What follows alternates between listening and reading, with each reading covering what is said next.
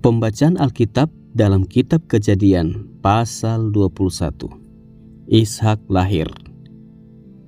Tuhan memperhatikan Sarah seperti yang difirmankannya, dan Tuhan melakukan kepada Sarah seperti yang dijanjikannya.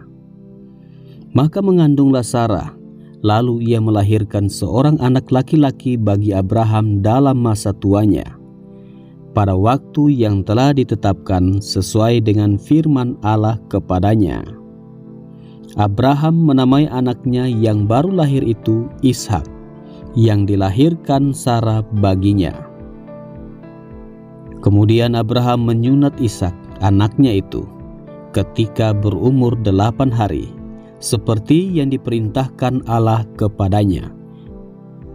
Adapun Abraham berumur 100 tahun ketika Ishak anaknya lahir baginya. Berkatalah Sarah, Allah telah membuat aku tertawa, setiap orang yang mendengarnya akan tertawa karena aku. Lagi katanya, siapakah tadinya yang dapat mengatakan kepada Abraham, Sarah menyusui anak? Namun aku telah melahirkan seorang anak laki-laki baginya pada masa tuanya. Abraham mengusir Hagar dan Ismail. Bertambah besarlah anak itu dan ia disapi. Lalu Abraham mengadakan perjamuan besar pada hari Ishak disapi itu. Pada waktu itu Sarah melihat bahwa anak yang dilahirkan Hagar, perempuan Mesir itu bagi Abraham, sedang main dengan Ishak anaknya sendiri. Berkatalah Sarah kepada Abraham, usirlah hamba perempuan itu beserta anaknya, sebab anak hamba ini tidak akan menjadi ahli waris bersama-sama dengan anakku Ishak. Hal ini sangat menyebalkan Abraham oleh karena anaknya itu. Tetapi Allah berfirman kepada Abraham, janganlah sebal hatimu karena hal anak dan budakmu itu. Dalam segala yang dikatakan Sarah kepadamu, haruslah engkau mendengarkannya. Sebab yang akan disebut keturunanmu ialah yang berasal dari Ishak. Tetapi keturunan dari hambamu itu juga akan kubuat menjadi suatu bangsa, karena ia pun anakmu. Keesokan harinya pagi-pagi Abraham mengambil roti serta sekirbat air dan memberikannya kepada Hagar.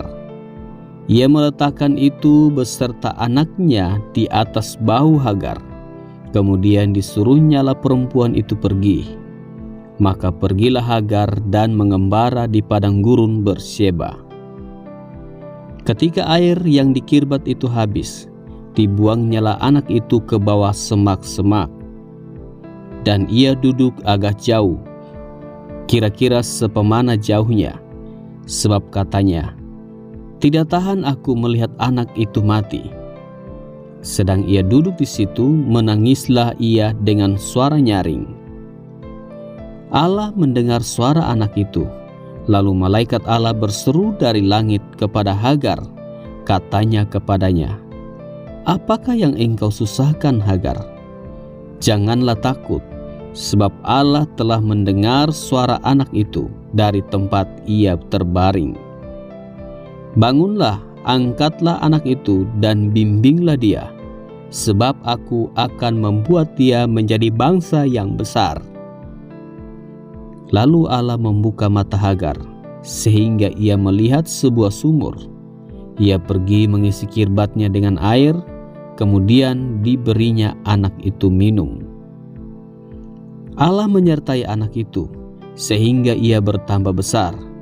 Ia menetap di padang gurun dan menjadi seorang pemanah. Maka tinggallah ia di padang gurun Paran, dan ibunya mengambil seorang istri baginya dari tanah Mesir. Perjanjian Abraham dengan Abimelek. Pada waktu itu Abimelek beserta Pikol panglima tentaranya berkata kepada Abraham, Allah menyertai engkau dalam segala sesuatu yang engkau lakukan. Oleh sebab itu bersumpahlah kepadaku di sini demi Allah, bahwa engkau tidak akan berlaku curang kepadaku, atau kepada anak-anakku, atau kepada cucu cicitku, sesuai dengan persahabatan yang kulakukan kepadamu.